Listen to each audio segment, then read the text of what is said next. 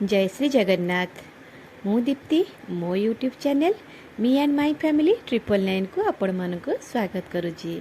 आपण माने निश्चय भलरे थिबे, सुस्थरे, सुखरे एवं आनंदरे थिबे। आज मु कौन मो खराबेल खाइबा पाई घर लोकन पाई बनैली, आसंतु देखिबा। जो मैंने जानी थे तो से पसंद थी। यहाँ वर्षा दिनिया ना बहुत बढ़िया लगे खाइबा पाई। घरे तो खास करी बना हुए छोट बेलर स्मृति। पणस मंजी पणस सरीगला, तापर मंजी बली पड़ा, मंजी रे आमे बनैबा तरकारी बहुत बढ़िया लगे खाइबा को। आसंतु मु केमिति बनैली। अति साधारण भाव में किछि भी बेसी मसला नाई, किछि नाई, आराम से बनी जीवो आ खाइबा को मध्य सेतिकी टेस्टी लागिबो। तापाई मोठी आलू नहीं, आलू लंबा भाव में चोपा छड़ेक काटिकी रखी, बैगण मध्य काटिकी रखी। जमती आलू काटी बैगण को मध्य सेमती काटी। एटी किछि अदा, टिके रसुण, पियाज मध्य कटाकटी करी छेचा छेची कर रखी। टमाटो 2टा, टिके खट्टा खट्टा लगे तरकारी टी भल लगे। एटा हला पणस मंजी। पणस तो पाचिला समय कंचा समय बहुत परिमाण आम खाइचे। तार मंजी मध्य एमती काटिदेबा, सबू सरू सरू करी काटिदेले सिझा को सहज। एमती काटिकी बनैबा। मसला पाई एटी आमर 2 चामच मसला गुंड, लंका गुंड, हलदी गुंड, टिके कसरी मेथी आ लुण मध्य रखी। या नहीं आम बनैबा आज पणस मंजी आलू बैगण पकईकिना तरकारी करवा। एमती वर्षा पागरे ना खाइबा को बहुत बढ़िया लगी थाए। सोरिष तेल बनैबा। मुझे अल्प टिके सोरिष तेल नहीं गली, टिके फुटण फुटेदेबा। जीरा सोरिष हो बा पंच फुटण जोटा जमती पसंद जहाँ को सेमती पकईदबा।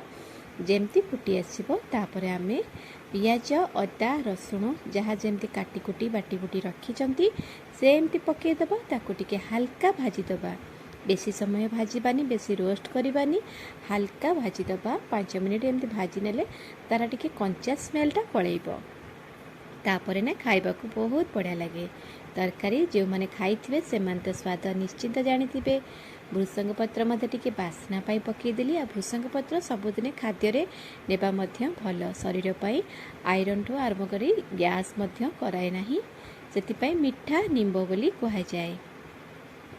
एठी आलू पकईदेली, तापरे बैगण मध्य एटा गोटे भाजीदेले आमे बैगण पछरे पकेबा। एबे मु पकईदेली पणस मंजी। एटा टिके आगे प्रथमे भाजी नबा, टिके तेल रे टिके भाजी हेगले तार बास्ना भल आसीबो। बैगणटा पछरे पकेबा, एबे आगुआ पकेबानी। एटा टिके भाजी हेगले तापर बैगण पकई भाजिले बैगण समान रहइबो, कइंथा हबनी कि बेसी भाजी हबनी। आगुआ पकईदेले बेसी सिझी जीवो। आलू सिझला बेलको बैगण घोल हो जाइतिबो। गरम भात तो बहुत बढ़िया लगे खाइबा को। आपण मानको भल लगे कि नहीं निश्चिंत कमेंट माध्यम रे जणैबे। बहुत साधारण तरकारी हेले मध्य खाइबा को हेल्दी आउ टेस्टी। वीडियो को संपूर्ण देखिबा को मोर अनुरोध। देखिला परे लाइक करंतु, किछि कमेंट मध्य करंतु, आउ शेयर मध्य करंतु। जो माने नुआ देखुचंती से माने सब्सक्राइब करी बेल आइकन प्रेस करी नियंतु, ऑल बटन मध्य प्रेस करी नियंतु। जेमती कि जेते बेले जहाँ किछि मु अपलोड करी बा आपण मानक सहित शेयर करबा को आसीबी, आपण माने संगे संगे देखि परिबे। बास्ना बहुत बढ़िया आसुची। पणस मंजरी मध्य किछि विटामिन थिबो, सेति बहुत परिमाण रे खाआंती। खाइबा को मध्य खाली सिझेइकरी आमे मध्य खाइ परिबा। लुण टिके पकई देबा, सिझेइ देबा। चुली रे तो पोड़ी खाइले तार टेस्ट बहुत बढ़िया लगे।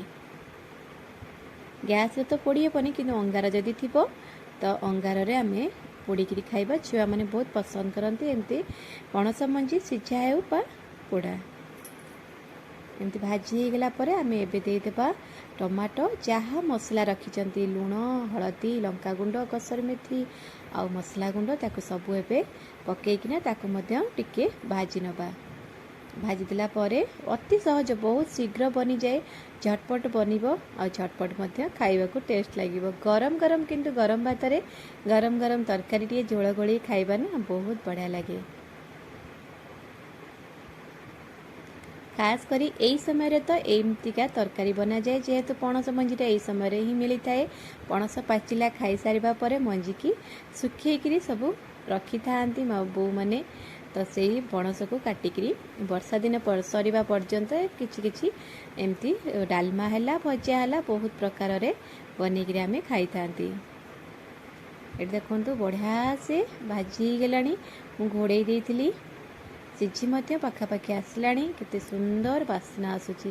बास्ना तो मत जना पड़ी कि देखा आपण मानक निहाती भल लगुथे बोली जानी। तापर ए पानी देवा जी आम आवश्यक झोल रखा से अनुसार पानी देदेबा जी बहुत बढ़िया लगे।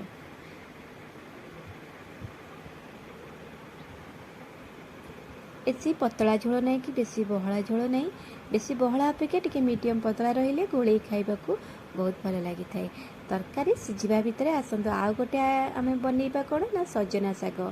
सजना शाग पोक हो जाए वर्षा दिने ता पूर्व जी फ्रेश शाग थी आणिकी खाई सारीदबा।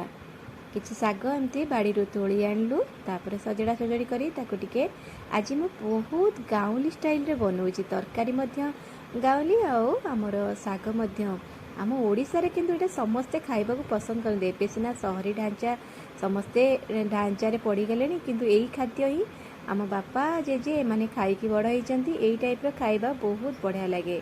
क्या भल लगे जानी कि मत बहुत भल लगे आम परिवार में खाइबा को पसंद करती।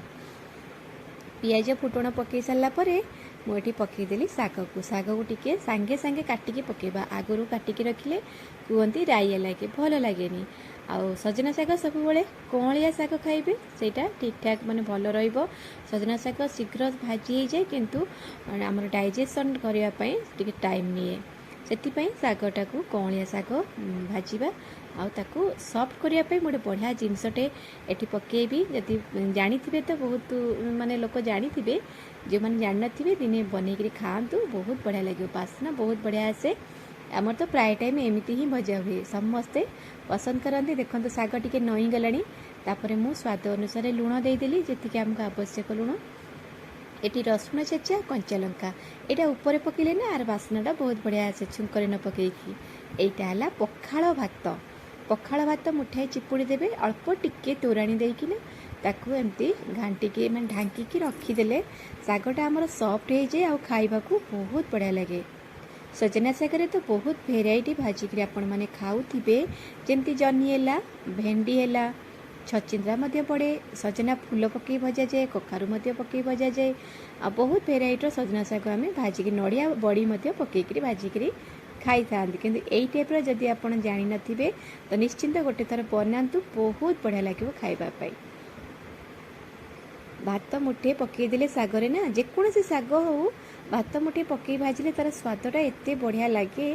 खास करी पखाल भात तो बहुत बढ़िया लगे। गरम भात तो खाई हे निश्चिंत किंतु पखाल भात बहुत बढ़िया लगे। देखो कथबार्ता भितर शाग अधा अधी होगा। तरकारी आमर ये कम्प्लीट हो गलानी। देखो आलू आउ परिवा जहाँ देती सब सीझीगला। ये पणस मंजी आलू को देखा चेक करवा। देखो बढ़िया से सीझी जाइए।